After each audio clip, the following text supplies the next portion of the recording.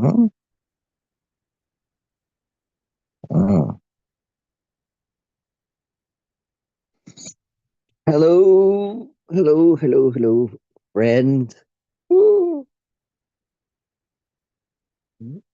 Wake up to the knower and the knowing. What do you think about that?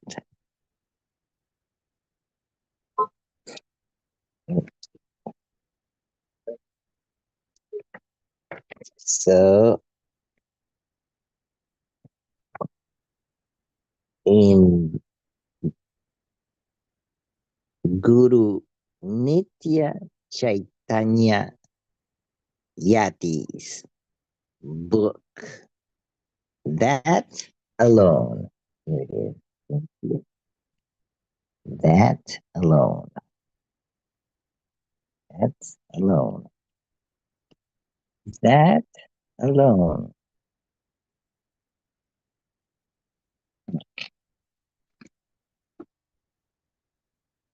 Hmm. Well, the title of the book, I forgot to say, is,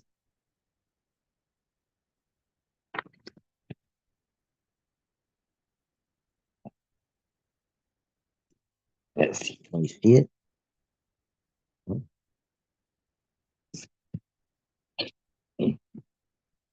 See this? Now, can you see it? That was silly of me. Oh, let's go back here. Let's make this bigger. Flip it over. There we go. That alone, the core of wisdom. It's a commentary on the work composed by Narayana Guru. In Sanskrit, I believe that's Sanskrit, it's Atmopadesha Shatakam. It could be Malayalam. Well, it was written in Malayalam, I believe, the language. It was translated into English by Guru Nitya Chaitanya Yati, a second degree disciple of Narayana Guru. I say second degree because there's a guru between them. Nataraja Guru. Nataraja Guru was Guru Nara Nitya Chaitanya Yati's guru, teacher, and direct and in person. And I would say Guru Nitya Chaitanya Yati would also consider Narayana Guru his guru, but I don't think they met. Anyway, the point being is that Narayana Guru wrote the 100 verses of self instruction, and Guru Nitya Chaitanya Yati does a commentary on the 100 verses of self instruction. So, in verse 1, here's how it goes. There is the original verse in the original language. Mm, it goes something like this. Ariviliru meri tunavantan naru ilu motu puratu mujibalikum karubinu kanakal anchu mulata iteru tere vinu vananya Niyotitenam. Something like that. Boy, did I massacre that. Well, oh, thank goodness it was translated into English by Guru Nitya Chaitanya Yati as follows: permeating the knowledge which brilliantly shines at once within and without the knower is the karu to that with the five senses withheld, prostrate again and again with devotion and chant. Okay, so it's just saying we should uh, consider the karu to be something which we should prostrate to with devotion, and we should chant to the karu. And what is the karu? That that's that's for another time. You could say that it's the supreme being. That you could be Krishna, could be the cosmic egg, could be the mold. The mold. Hmm. The creator. The mold. Interesting. The mold. Hmm. Okay, so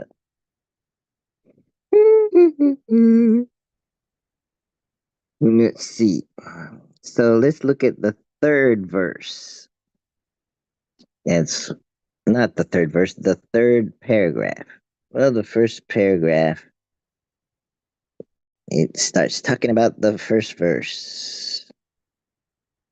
The second paragraph starts giving suggestions. It's hmm, like a guided meditation where as you read, you're guiding your meditation. So as you read, notice how your consciousness penetrates into the meaning of what is written here. It is as if you are entering a room and becoming acquainted with whatever is in it. Similarly, you enter into the word content and become familiar with the concept it presents. When you look at an object, you are not only seeing a form, you are also entering into the essence of it and knowing it as transformed states of your own consciousness. So what's happening? Hmm. Oh, let me share. So why am I doing this? Because I want to wake up and think clearly, of course. And because this is a guided uh, reading meditation, you could say. See.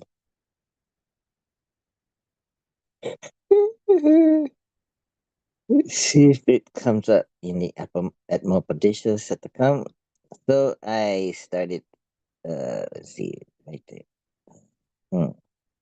How come there's, how come there's two? Let's see, maybe be one of them. Okay. Oh shit. I deleted one of them and I deleted both of them. Let's see if I can undelete, undelete. Shit.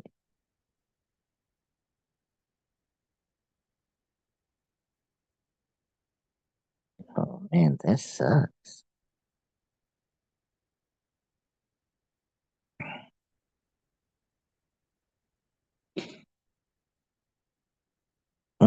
Let's see. Oh, man, I won't do that again. Let's see if I can recover it. Yeah. I spent a lot of time putting it together. Let's see if I can recover it. See this one here. No, it's still there. Let's see. No.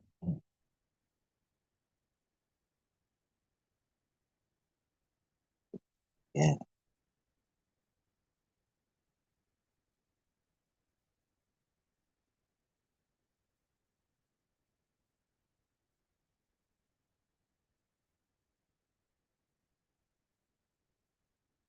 copy.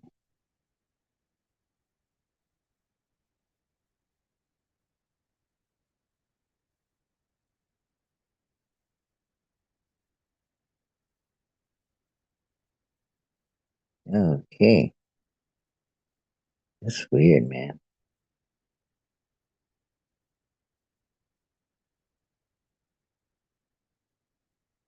I saved it. So the Atmopadisha Satakam is 100 verses of self instruction. Oh, can I edit this? Hmm. Am I able to edit? I think so.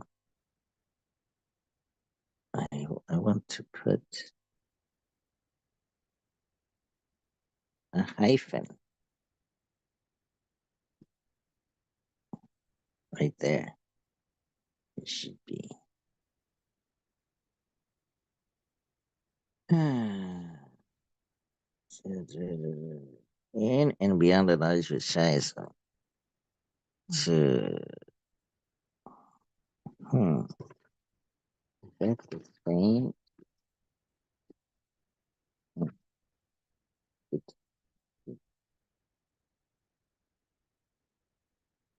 No, man, this is a different translation.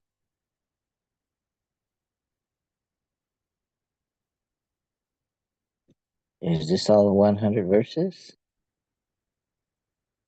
Oh, verse 40.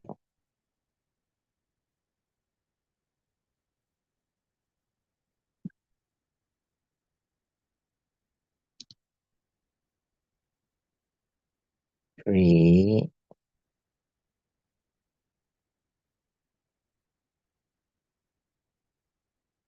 verse 40.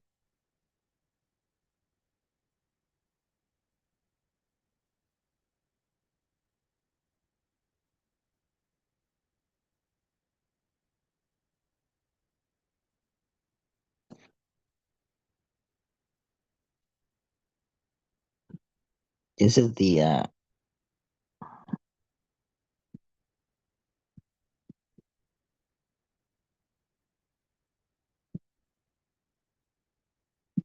free,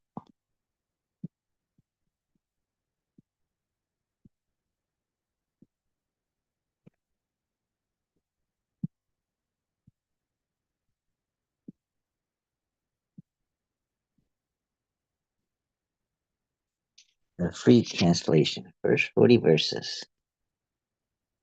Because this verse 1, in and beyond the knowledge, which shines at once, within and without the knower is the Karu. To that, with the five senses withheld, prostrate again and again with devotion and chant. Hmm. Hmm. So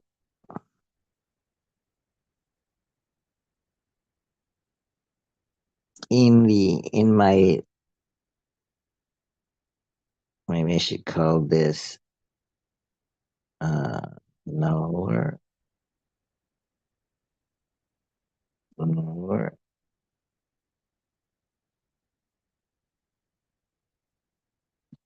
knower hyphen known and then go like this. Oh, wait a minute. Or hyphen noun, and then go subject object,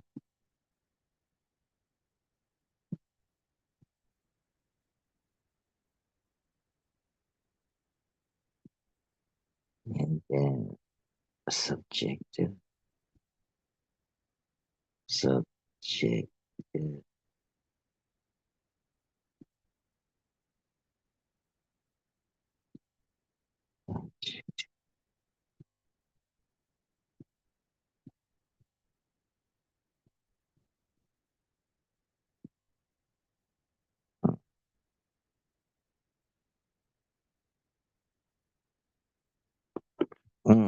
So,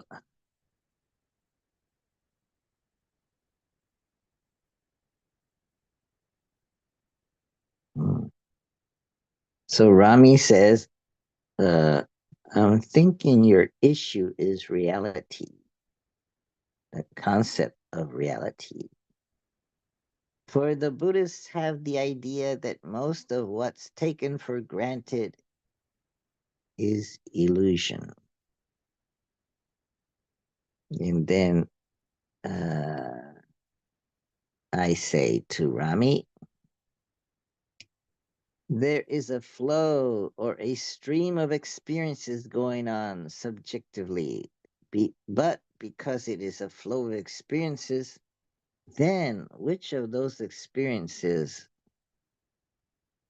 as a moment or even as a segment of flowing connected moments lasting, say, 3 seconds is the subjective reality? Hmm. Maybe I should put is the subjective reality. So here we're talking about subjective reality, that there is no subjective reality either.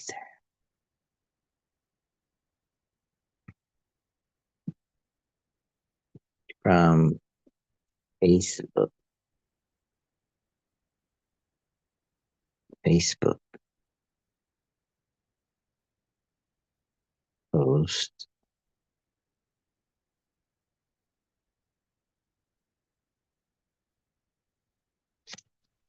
There is there there's man it's, it's, there there's uh there's there's there's no subjective reality. I think there's no subjective reality. Reality, comma, I.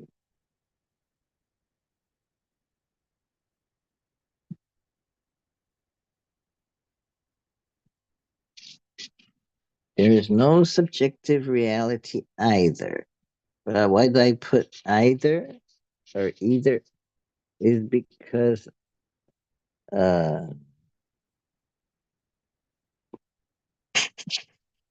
hmm,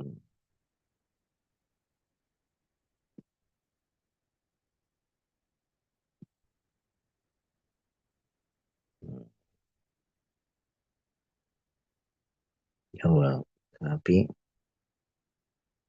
I could put previously.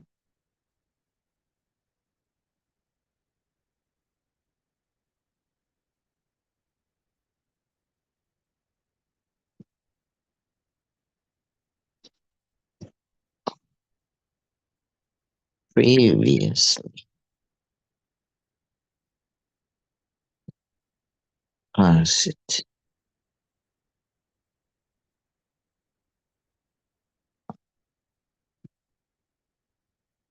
there's no uh, objective reality.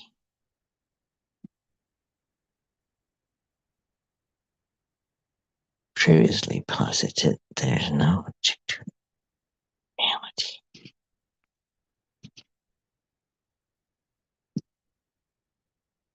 Hmm.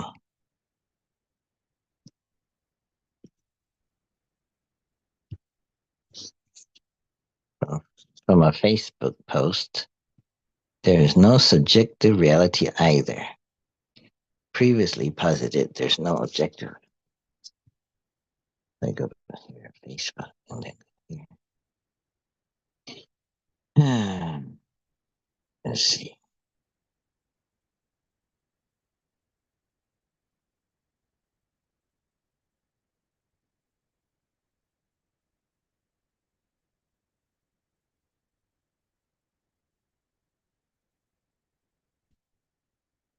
Let's see. There's no subjective. Let's see. Let's see if it will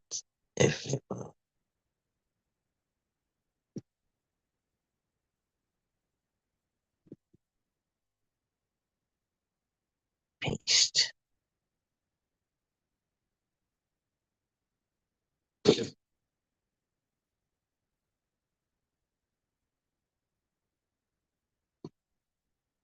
Let's see.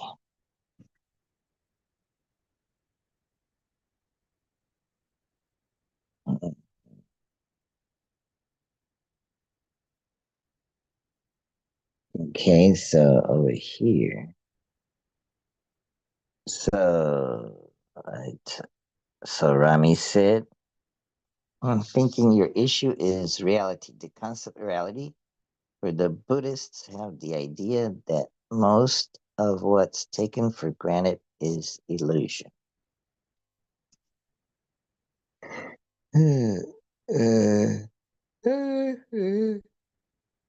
is a flow or a stream of experiences going on subjectively, but because it is a flow of experiences, then which of those experiences as a moment or even as a segment of flowing connected moments lasting, say, 3 seconds is the subjective right? In one moment, the subject could be in deep sleep, in another, could be in dreaming, in another, awake. All those points are so different from each other, not to mention the ones happening moment to moment, even if adjacent. A reality should be real and permanent. Which moment or even moments do we say is reality?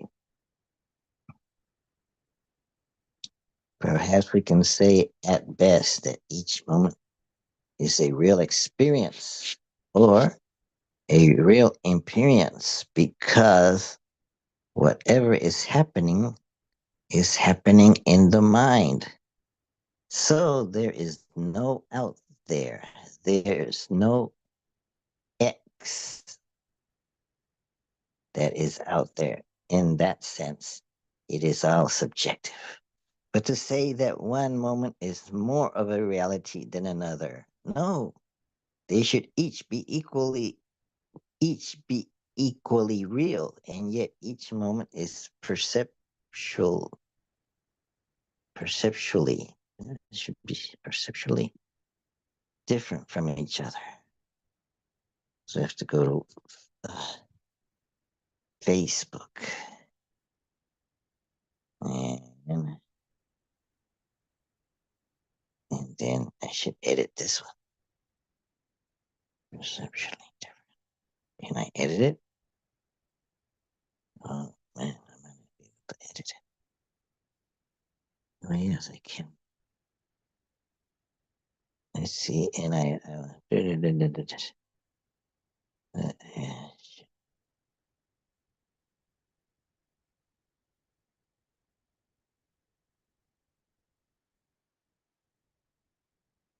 hmm, just these.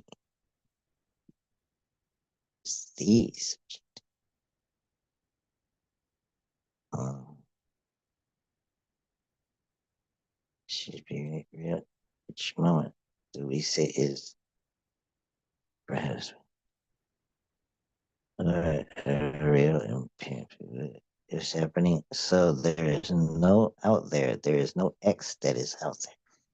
In that sense, it is all subjective. But to say that one moment is more real, no, they should each be equally real, and yet each moment is perceptually perceptually different from each other. In conclusion, there is no subjective reality as one.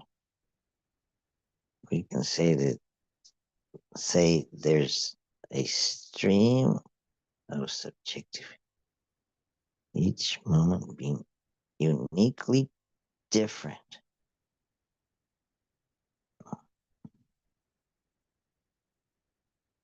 Uniquely different.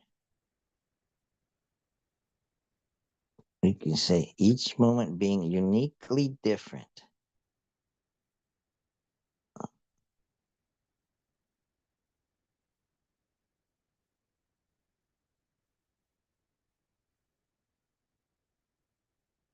Impermanent,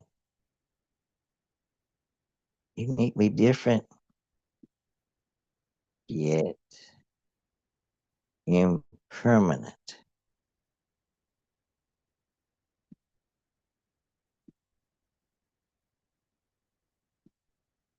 But all are real to the subject. A moment in a dream is just as real as a moment while awake. But where is the subjective reality? Select, copy.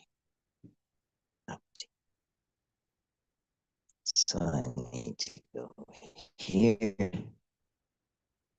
and, and here to, because I made a change. I want them to be the same. Oh, mm,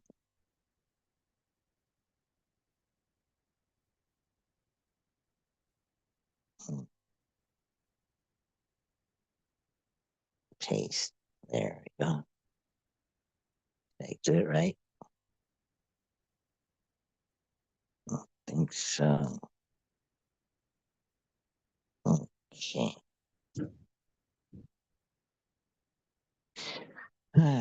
So, so anyway, this go this goes on. Let's see what the Rami say. Wouldn't it all, or most all, when not attempting to think about it, be subjective reality? But which subjective reality is being in reality the most? Is my subjective reality more real than yours? Or should I say, is my experience more in touch with reality? Well, I am introducing the idea of being in touch with reality as something that makes one normal and fit for society. And supposedly we have to go seek counseling and then be sent to have psychotherapy sessions and perhaps be diagnosed with something in the huge latest volume of the DSMV so that we may prescribe drugs to bring us back to reality. At best, one is involved in a church, and maybe the activities and the rituals help, or at least one is inspired to see that one is okay, or that it doesn't matter what worldly society thinks. I'm okay with being out of touch with mainstream society. One may think, in fact, nowadays, if you're not on social media, there might be something wrong with you, I dare say. Or one may find ways to be in balance or be in harmony. Go to the gym, do yoga, lift weights, go to sporting events with like minded friends. Consider and try out different diets, see what works. In the end, there's no subjective reality. At best, there's subjective, real experiences, each equally valid. We've all got them, subjective realities. And the absolute objective is possible by the universal observer, George Berkeley's understanding of the Almighty, which enabled all of the physical to be operating to natural laws with which Newton laid out, even when people weren't sense perceiving that portion of it. We are not universal observers, but we are made in the image and likeness of God, so we can observe limited portions of the universe. God, keep in mind, is able to see the insides of people, to know their thoughts, motivations, even the number of hairs on each individual's head. So, so, so when God sees and man sees the same object, God is still able to see. Oh, see, still able to see, perceive, is still able to sense, perceive so much more. It's important to remember I am not God and neither are you. But, and here's something amazing, we were made to be in relationship with God. So if we ask and aren't double minded about it in our asking, God can, in God's timing, grant us the request to know more and perceive more. Asking the Almighty if that is the desire of your heart. In time, you'll have your answer. Keep reading the Gospels. Read also the letters which Peter wrote. Now, God's imperience Now, is God's imperience something like ours, except multiplied by the number of all sentient beings? And does he have multitasking down pat so that there's a focus upon all those God's subjective realities all at once, or is it done through time division multiplexing where it switches between beings so that it can process one experience of one being at a time? In a surveillance kind of way, or is my appearance and yours and others simply added to God's appearances all at once? Wouldn't it develop ADHD? Instead of me, Harold, try asking the source. Of course, you might have to wait until after this mortal coil is released. Your spirit soul has released your spirit soul before you'll have some of the answers. Instead of passing the buck to the source, answer the questions. Aren't all the answers in the Bible? If they aren't, then it is incomplete. If the answers to the questions are not found in the Bible, then is it correct to seek the answers in some kind of science is able to answer them? If there is no science that can answer the questions, then can there be a science that can do the proper kind of research and experiments to discover the answers? So far as I know, Harold, not every possible answer to every question is in the Bible. The collection itself refers to other records, accounts of kings, for instance, to answer specific questions regarding all the finer details of what took place in each of their reigns. Note the Bible contains the important stuff for your salvation. So not every question which can be asked will be answered by the canon. However, it is possible to derive potential answers by studying the collections of scriptures. And in this situation, it is to be expected that different and differing interpretations are to be found. Let's not read into the works what is not stated in them. To summarize the Bible, in addition to its many features, it is there primarily to lead to your personal salvation. Salvation, the way of life, is found in the Logos, and the Logos was made flesh and lived amongst us for a while in the person of Jesus Christ.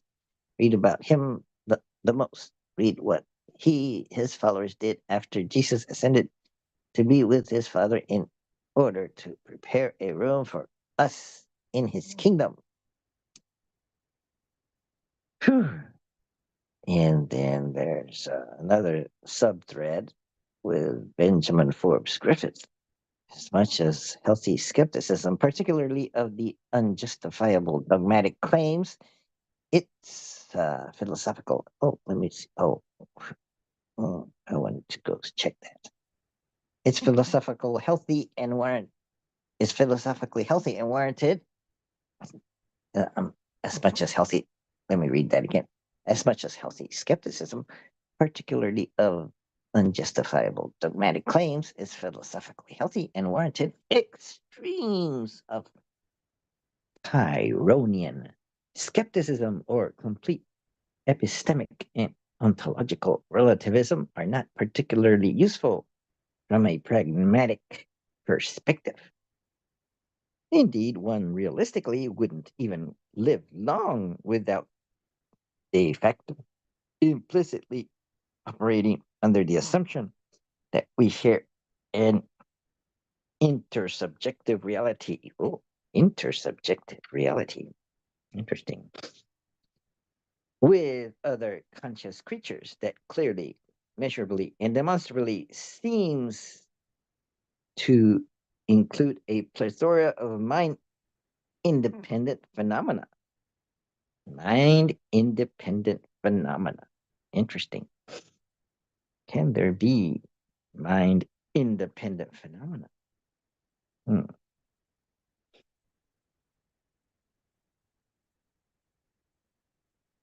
And events and consequences,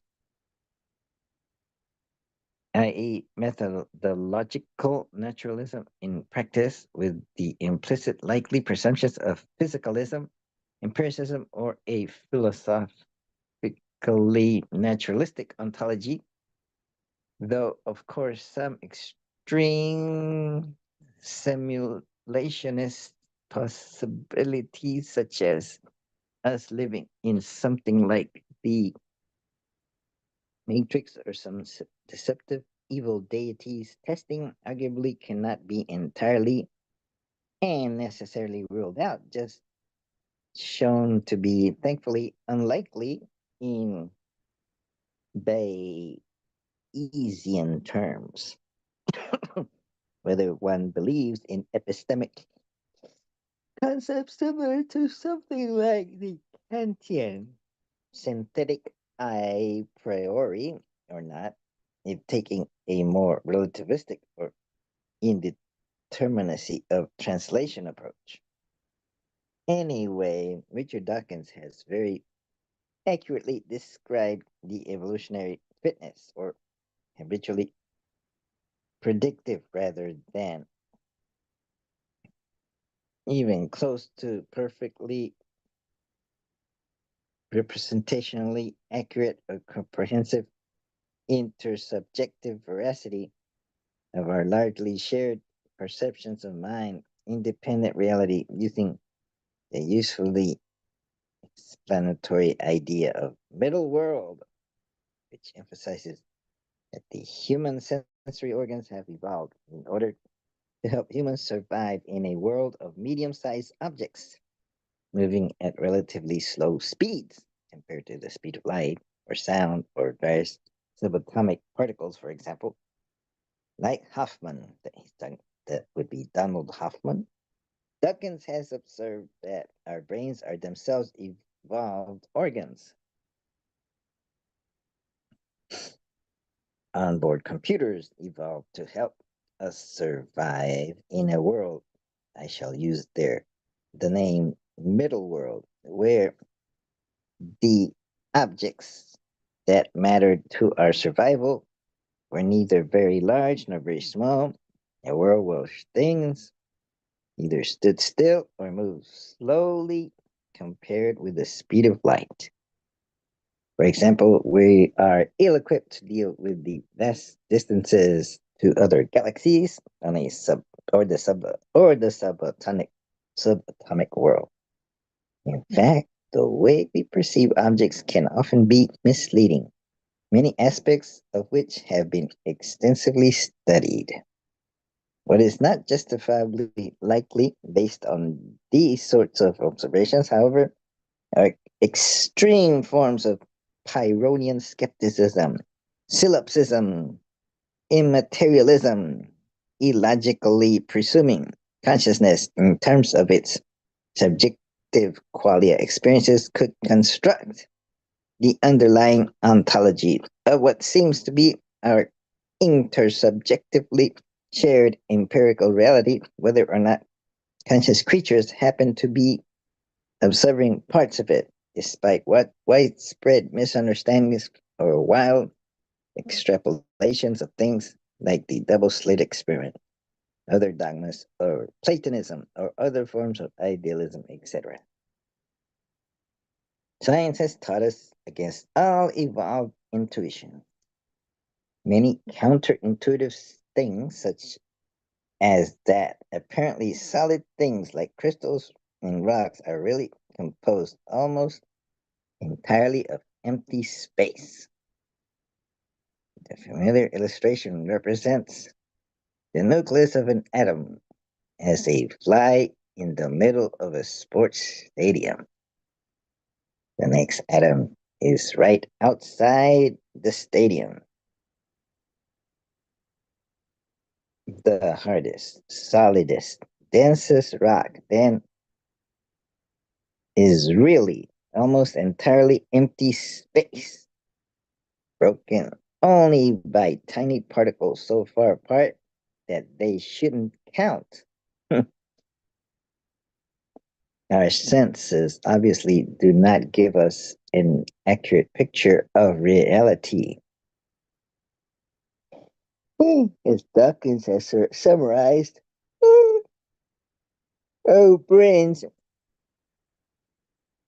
are not equipped to imagine what it would be like to be a neutrino passing through a wall in the vast interstices of which that wall really consists. Nor can our understanding cope with what happens when things move at close to the speed of light.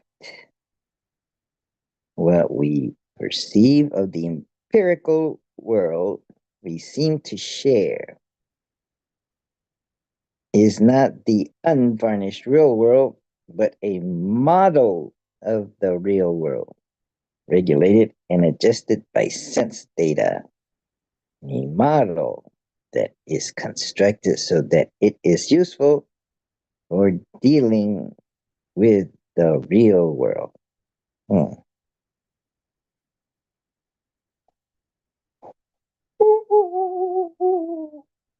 Hmm. The nature of that model depends on the kind of animal we are.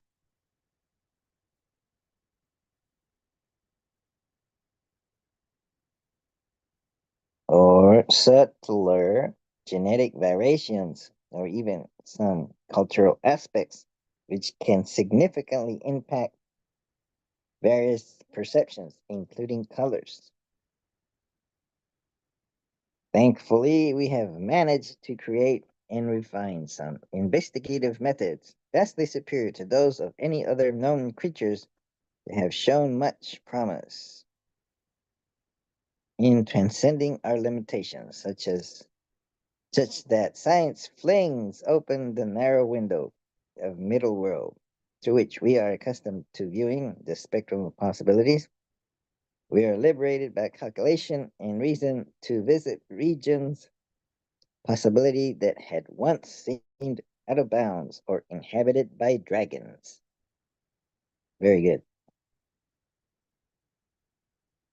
And gives a link to Michael Shermer, Perception Deception. I'll check it out later.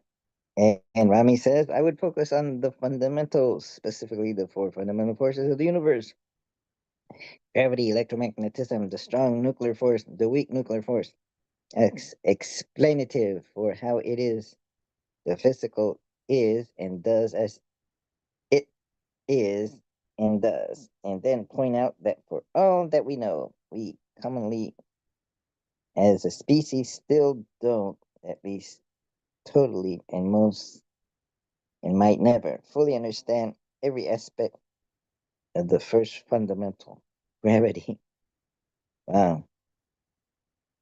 So then I asked Ben, how would I go about defending the claims that I made about the two realities, the subjective and the objective, both very real, yet how can one say they don't exist as realities? Which one of the two realities is easiest to deny existence? I don't know how it's going to go. It's like playing a game of chess, but chess seems too complicated. Tic tac toe, too simple. And if you're playing another who is experienced at tic tac toe, then the best you can do is get a draw if you go second. But if you go first, perhaps you can distract your opponent so that you find the combination to win three in a row.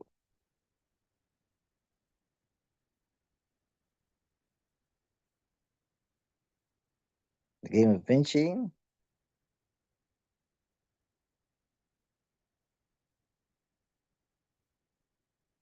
Oh, oh, maybe I should put so that.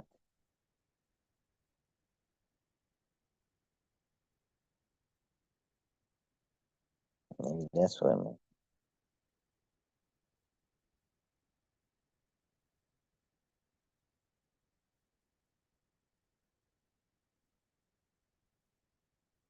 So that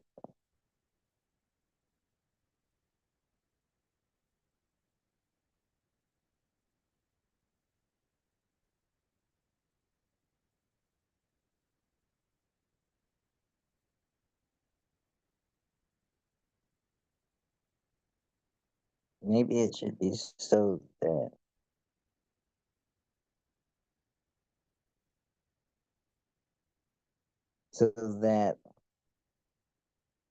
they won't.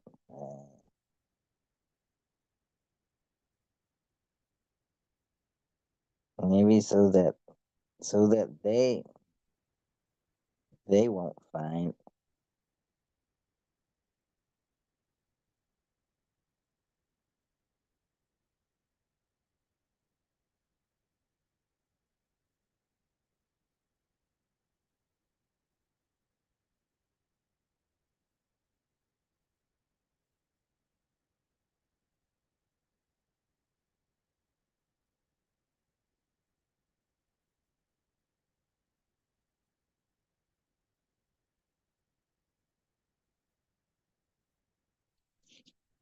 Yeah. Mm. And I go on to describe Vinci, and then Joel says that was well described. Uh, worth considering that some aspects of reality could be matters of subjective taste, often translated as preference in Kantian philosophy,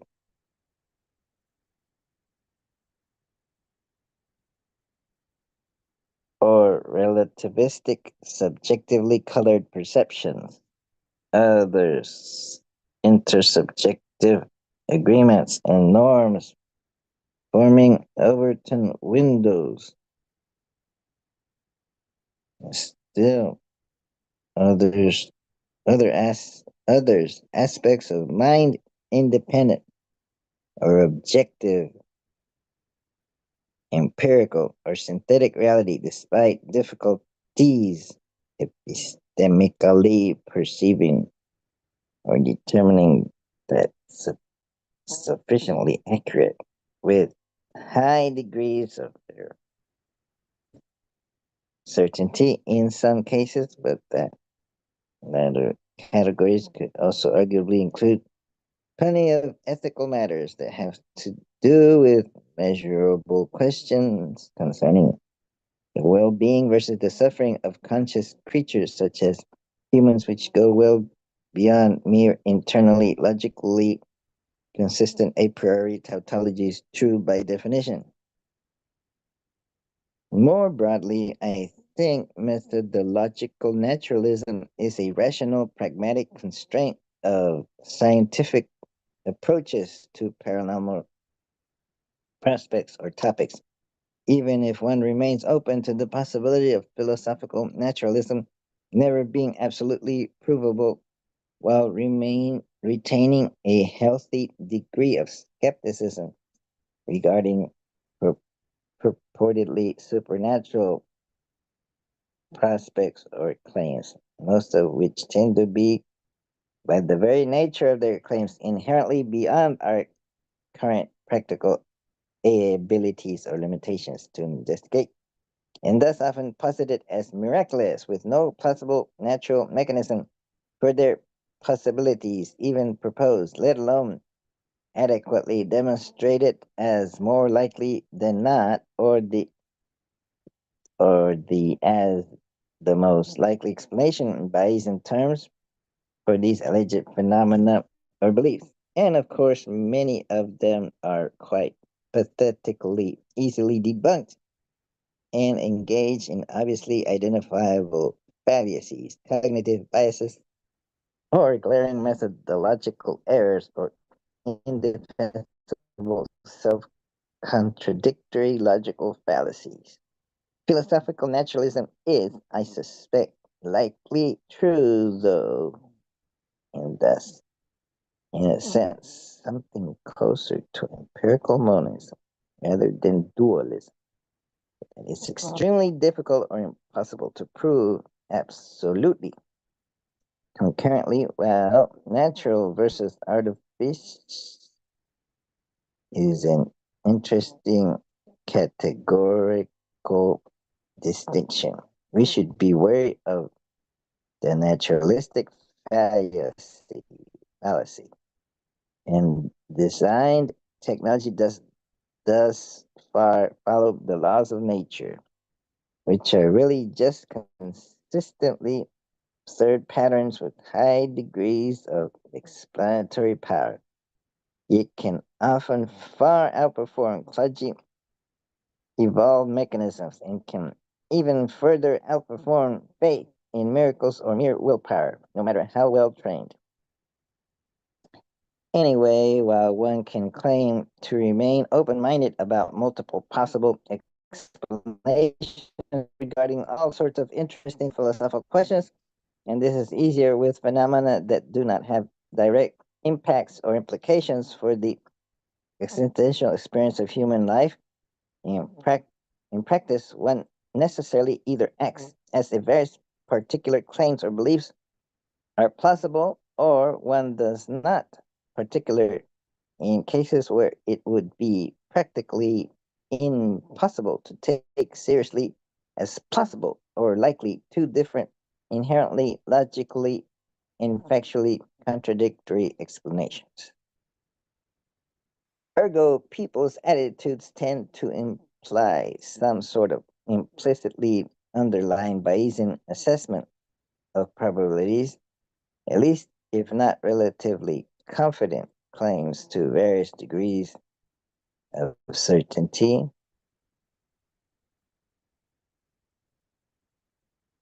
Regarding free will, I think metaphysical libertarianism is extremely unlikely. But I am agnostic based on current evidence, as best I understand it, in physics and neuroscience regarding some sort of compatibilist determinism versus some sort of indeterminate randomness, perhaps some sort of probabilistic. Mm, mm, but about J style, quantum Heraclitean flux underlying what we perceive and experience as sentient and deliberate conscious will and agency. And of course, we are sufficiently complex conscious creatures that we have multiple orders of volition, such that we can want things. However, I am unaware. Hmm, I am unaware of anything about the complex nature of our agency as conscious creatures that would justify Pyrrhonian skeptical or some abnegational Buddhist extremes of doubt regarding the existence of objective mind independent physical reality, no matter how illusory or slippery our perceptions of that or our self existing within that space time may be when closely scrutinized in mindful ways.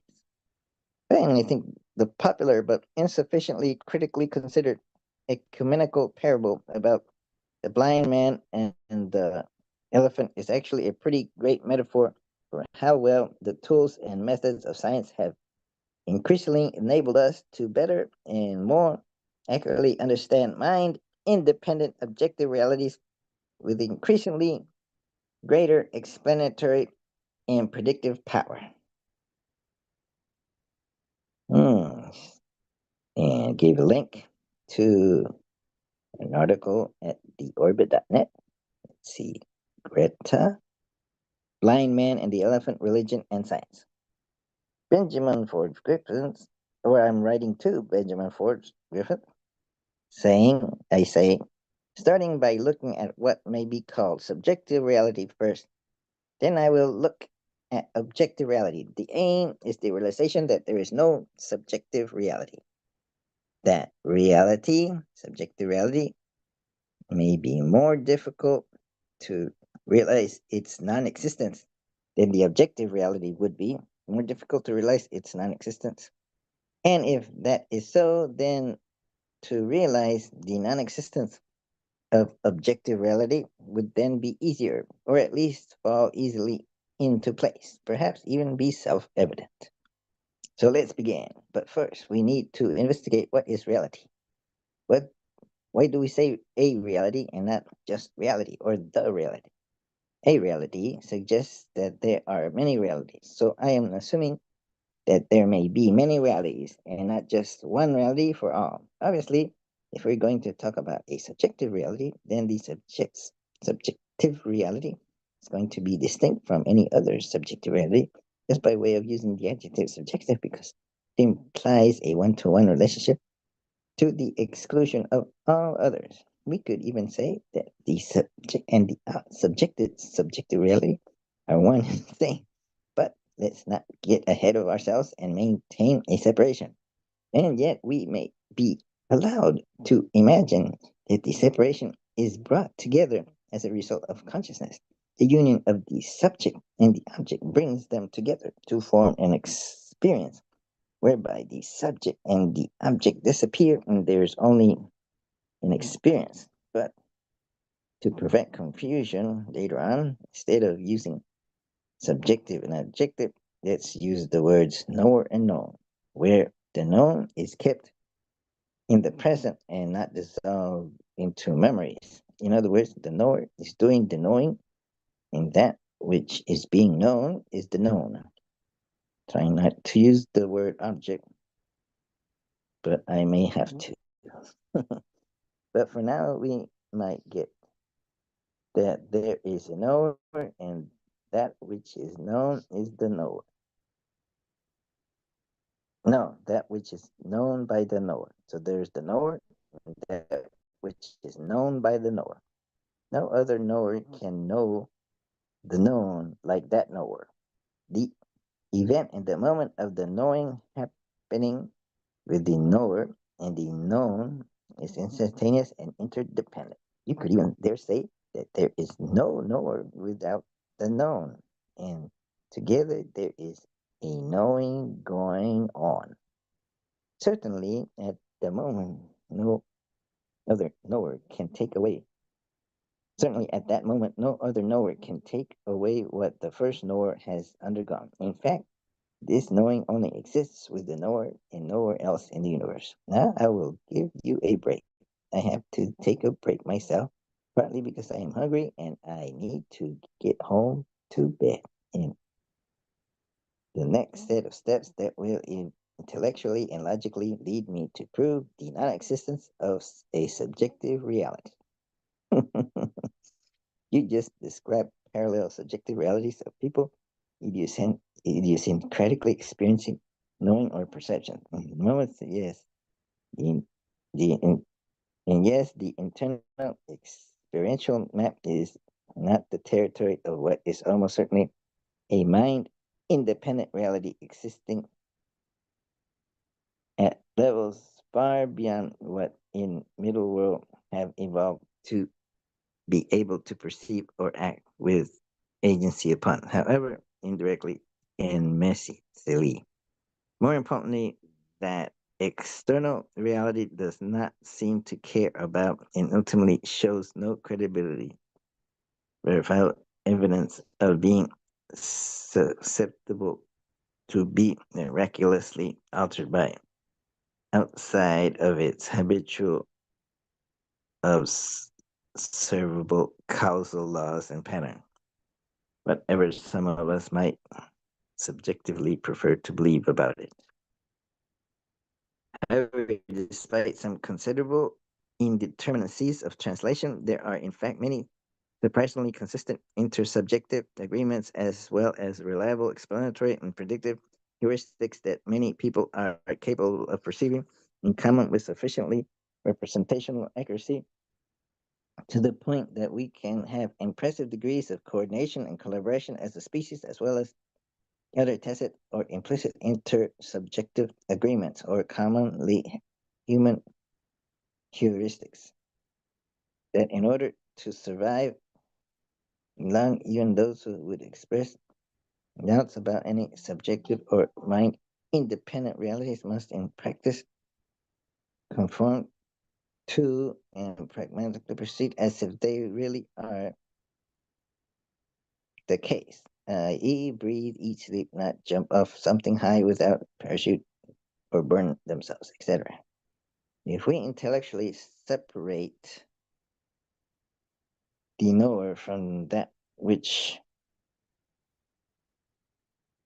the knower is assuming to be knowable, and experientially know enough degree that the knower can label it and bring up generic images about it, call it an object that can be known, and tries to objectify and generalize the object, then can such an object, if it exists from its own side, have the intentional power to influence the knower, call him or her or it the subject? Can and or the subject be affected by the object? And does the object in return gain or lose something by way of affecting the subject in some way? The subject picks up the cup of coffee and drinks it. The object may affect the subject in all kinds of ways.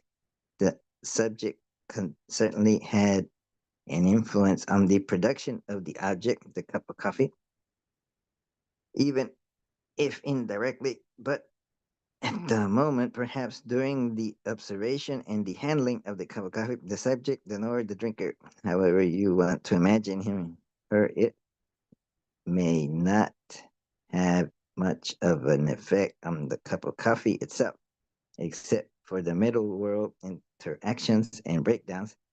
And these strings of events can be analyzed logically and chronologically, but still there's the subject and the object, and the uh, object really has no intentional influence nor effect on the subject from its side.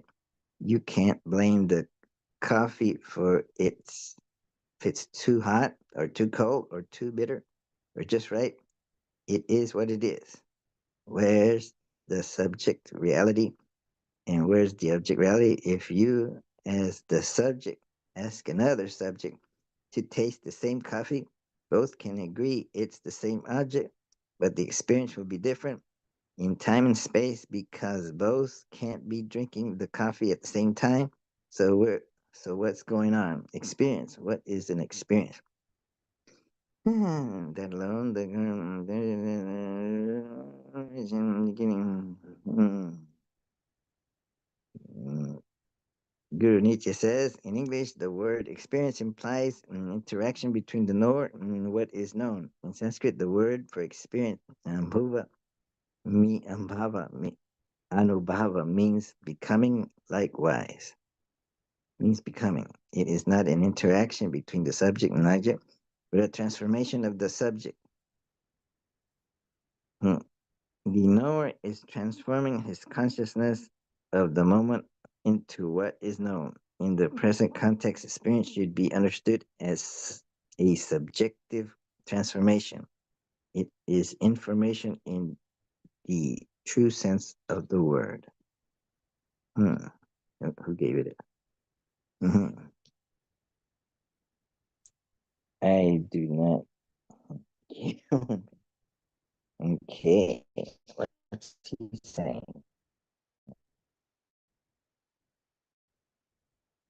Mhm. Okay. Uh, eh, uh,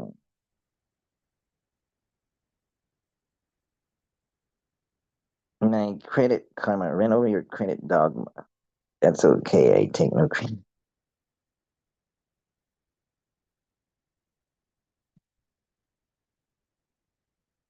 Uh-huh. Okay. Okay. So I'm going to go back over here and stop sharing. Oh, but I still have much more to figure out. Hmm. But for now, let me flip over to this. Okay. So how do I look? Mm, mm, I'm still waking up and trying to think clearly, but I have I can go on doing what I need to do. I'm gonna take this phone.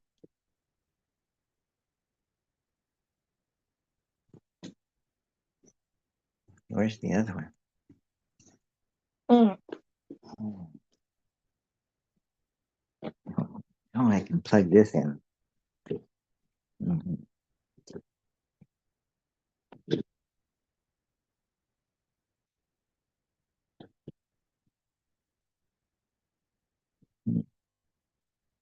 For a while. Mm,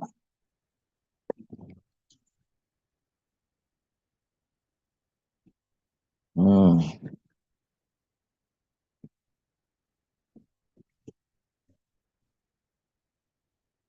mm.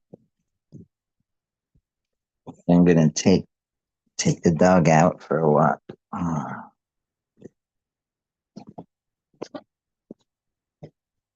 mm, mm,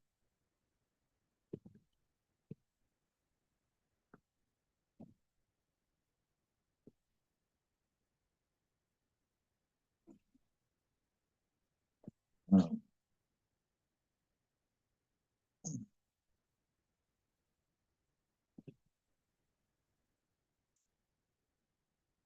Well, hmm, well, I'll say goodbye for now. Then I want to continue my studies. I got so much to go, so much to study. Hmm. I'll see you later. Take care.